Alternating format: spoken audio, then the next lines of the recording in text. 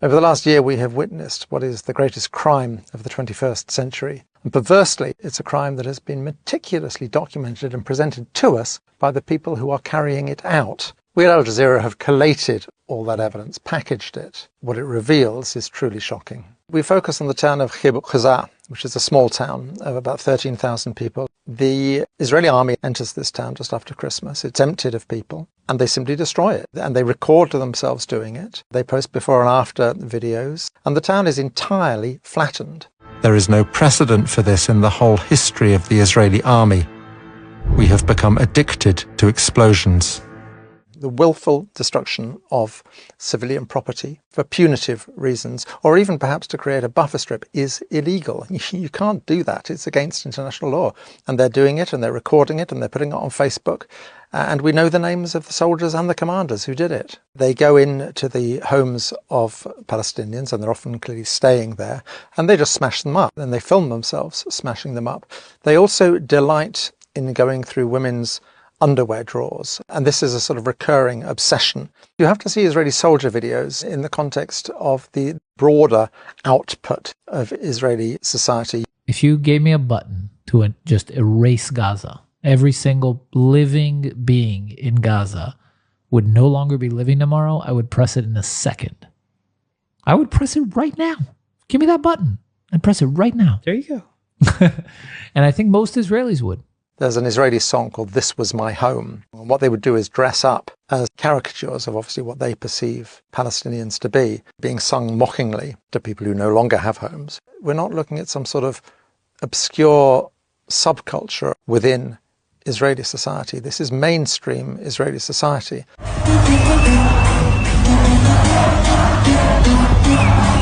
When people tell you who they are, believe them.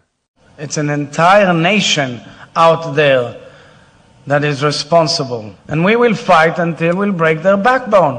972 magazine carried a story about how the Israelis were using AI, artificial intelligence, for targeting. Essentially, they had a problem. They wanted a rate of strikes in the Gaza Strip, which human computation couldn't keep up with. They needed to use AI to identify these targets. They're using people's phones and their social media, any information at all they can scrape about them, and then they track them through their phones. So who are they talking to on their phone? Who are they simply near as they're carrying their phones around?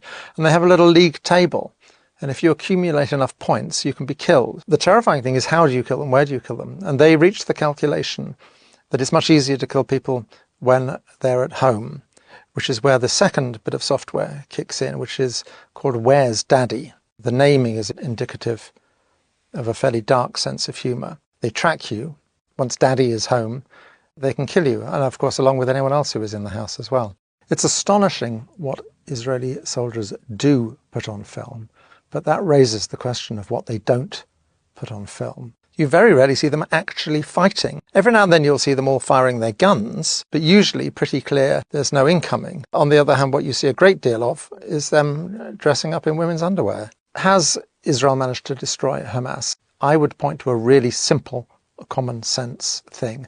Israeli soldiers have posted thousands of videos online. The IDF, the Israeli army, repeatedly posts videos online. Scour those videos for the bodies of dead fighters, and there's remarkably few. I remember 20 years ago in Afghanistan when the Taliban fell, before the age of social media, and I remember making films about that, footage with piles of corpses. It's extraordinary how few dead Hamas fighters we are seeing. Another extraordinary facet of this conflict is the repeated attacks on hospitals. They have assaulted every single one of the 36 hospitals in the Gaza Strip. We have the films of Mohammed Al-Halu, a remarkable young journalist who really chronicled the whole story of the Nasser hospital. The Israelis are very keen to drive people taking refuge in the hospital out, to force them further south. They send a messenger into the hospital to order the people there to leave, and they use a detainee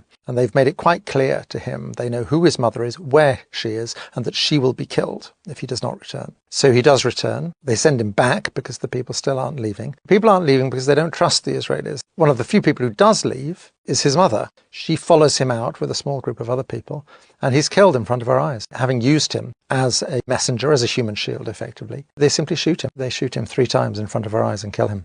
What is extraordinary about so many of the soldiers' videos is the sense of impunity they have. One particular video is the 202nd paratroopers. When they left Gaza, individuals within that unit put together a video. It's like a commemorative video, and it's edited and it's set to music and so on. It's been up on YouTube now for 6 months. It includes 3 men, separate incidents, men who are shot by snipers. They are putting up the killing of people who are clearly unarmed. And for soldiers to post this in their own names shows a sense that they simply don't have to account for their actions at all. Deaths by snipers are very common in the Gaza Strip, and it's not just adult men. There's a particular shot of a child, a young boy, who was shot at the gates of the Nasser hospital. It's then too dangerous to collect the body. If you're a sniper, you know who you're shooting. You've got very good sights and you know perfectly well what you're looking at. Mohammed al-Helou, he is almost killed numerous times. One of the occasions is he's shot. He's wearing a flak jacket.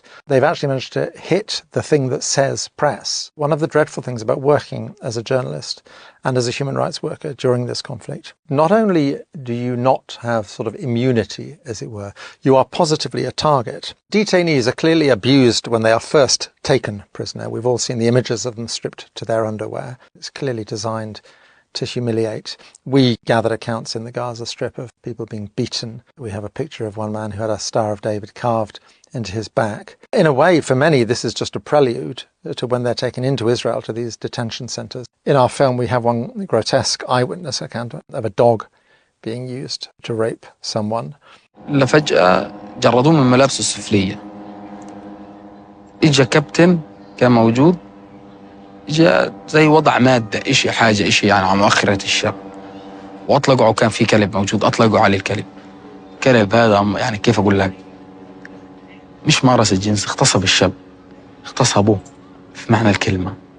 UN report at the end of June identified 53 individuals who have been killed in Israeli detention. There's a report on Israel's Channel 13 broadcasting to the world, advertising the fact, celebrating the fact that these men spend 24 hours in complete darkness with a single hole for a toilet, in handcuffs, chained together with leg cuffs. The whole focus of the report is clearly the Israeli public, and what they're trying to stress is how badly these people are being treated, because clearly the political issue within Israel is whether they're not being treated badly enough. מבצעים עבירה, חשודים בעבירה של אינוס, בעצור כפות.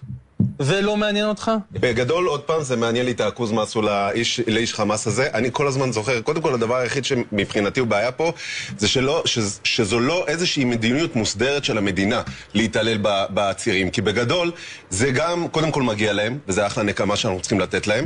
ודבר שני, אולי זה גם ישמש אותנו קצת יותר כהרתעה.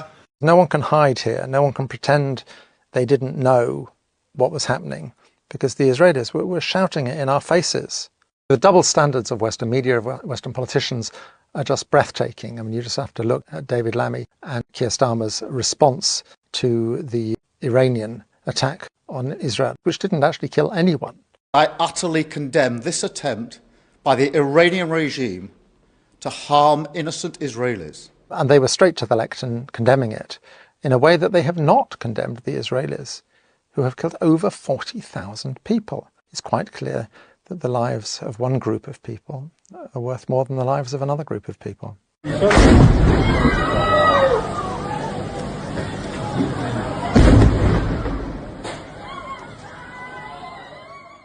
No one can say they didn't know. The Israelis could not have made it clearer to us what they were doing in their rhetoric, social media they were posting, and what their own media was saying, that this was an exercise in ethnic cleansing, quite possibly an exercise in genocide. They were making it abundantly clear to us. And if we are ignorant, we are willfully ignorant. When people tell you who they are, believe them. And the Israelis have certainly told us who they are over the last year. The experience of the last year is testimony to the inadequacy of traditional media in the West, which seems simply to be unable to tell this story as it really is. And it highlights more than ever the need for independent media outlets like Double Down News. And I would urge you to support Double Down News on Patreon.